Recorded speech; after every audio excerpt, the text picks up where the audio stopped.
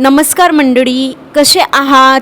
नणंद वहिनी रेसिपीजमध्ये तुम्हा सर्वांचं मनापासून खूप खूप स्वागत आहे. आज आम्ही पुन्हा घेऊन आलो आहे एक नवीन रेसिपी, घोटलेल्या वांग्यांची भाजी, मसालेदार आणि चविष्ट अशी. चला तर मग करूया सुरुवात. घोटलेल्या वांग्यांची भाजी बनवण्यासाठी लागणारे साहित्य बघून घेऊयात.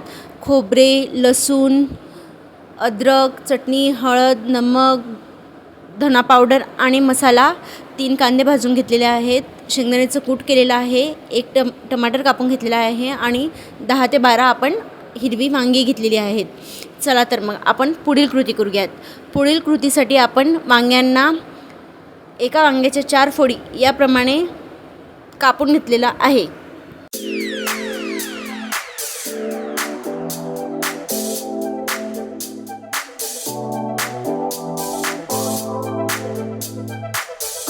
बघा, अशा पद्धतीने आपल्याला आपले सगळे वांगे कापून घ्यायचे आहेत आणि त्यांना नमक टाकून पाण्यात 10 ते 15 मिनिटांसाठी ठेवून द्यायचं आहे.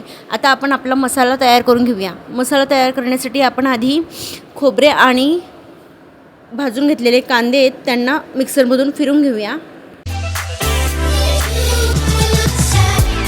आपले खोबरे आणि कांदे छान दळून झालेले आहेत. आता आपण त्यात टमाटर, लसूण आणि अद्रक यांची देखील पेस्ट तयार करून घेऊयात.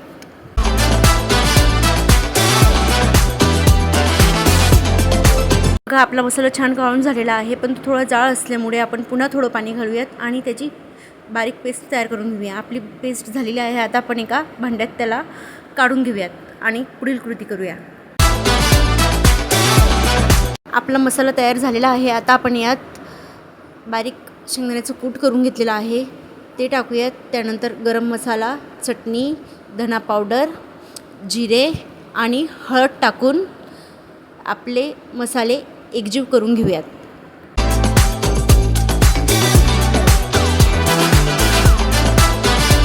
थोडं चवीनुसार मीठ घालूयात.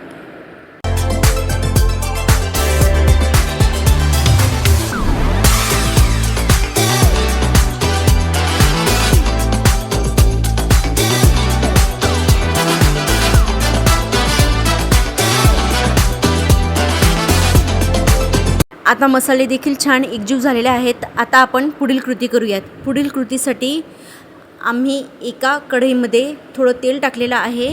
तेल छान गरम झालं की मग आपल्याला एक एक करून आपली सगळी वांगी तेलातनं परतून घ्यायची आहेत.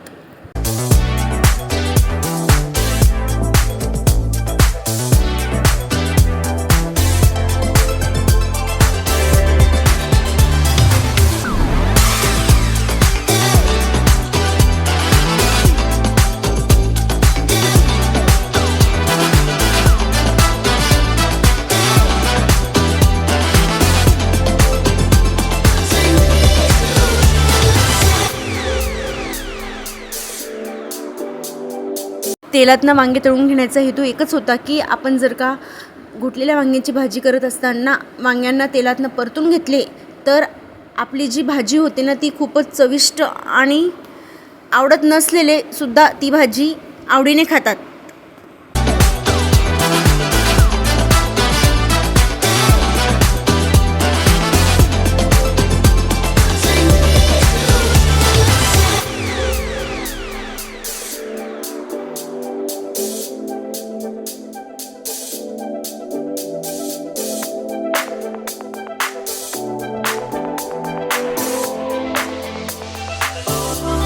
बघा, अशा पद्धतीने आपण आपले सगळे वांगे तळून घेऊयात.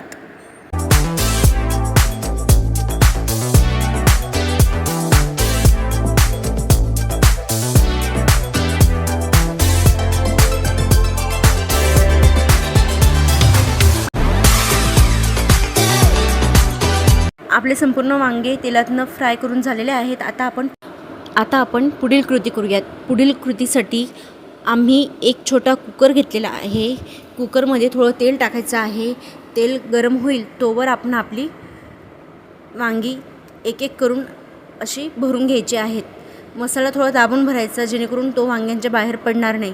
बघा, अशा पद्धतीने आपल्याला एक एक करून आपली सगळी वांगी भरून तेलात सोडून द्यायची आहेत.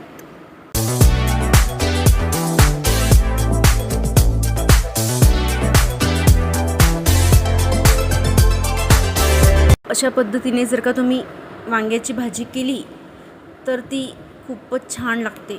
आपली वांगी छान भरून झालेली होती, त्यांना आपण कुकरमध्ये टाकलं गेलं. आता आपण चमच्याने मिक्स करून घेऊयात. मिक्स झालं की मग थोडं पाणी गरम करून घेतलेलं होतं, त्याला आपण आपल्या वांग्यांमध्ये टाकून देऊया. त्यानंतर वांगे भरण्यासाठी जो मसाला तयार केलेला होता तो थोडा जास्तीचा होता, त्यामुळे आम्ही तेल गरम करून घेतलेलं आहे. त्यात मसाला छान परतून घ्यायचा आहे. मसाला परतून झाला की मग आपण तयार केलेल्या भाजीमध्ये आपला मसाला टाकून घ्यायचा आहे. मसाला टाकून झाला की आपण पुन्हा एकदा आपल्या भाजीला मिक्स करून घेऊयात.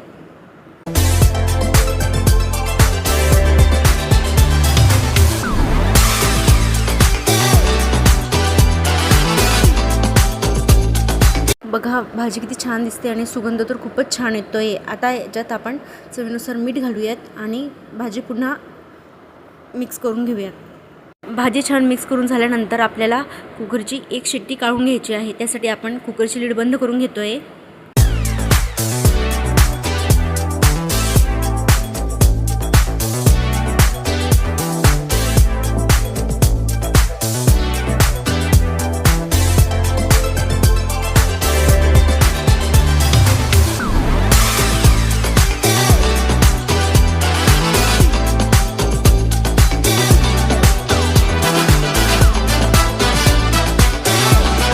कुकरची एक शिट्टी झालेली आहे. आता आम्ही वाफ काढून घेतलेली आहे कुकरची, कारण जर वाफ काढली नसती तर व्हिडिओ हा आपला जास्त मोठा झाला असता. बघा वाह काय भाजी दिसते आणि काय तरी आलेली आहे, खूप छान आणि सुगंध तर खूपच छान येतो आहे. आता आपण यात थोडी हिरवी कोथिंबीर टाकूयात आणि प्लेटिंग करून घेऊया.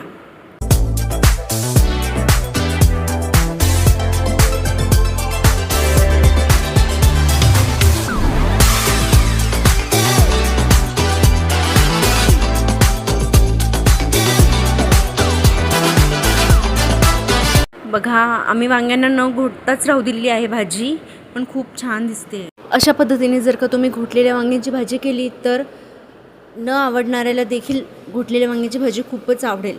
एकदा नक्की ट्राय करून बघा आणि आमची रेसिपी आवडली असेल तर आमच्या चॅनलला लाईक, शेअर आणि सबस्क्राईब करायला विसरू नका. अशाच नवनवीन रेसिपीसाठी आमच्या चॅनलला सबस्क्राईब करा.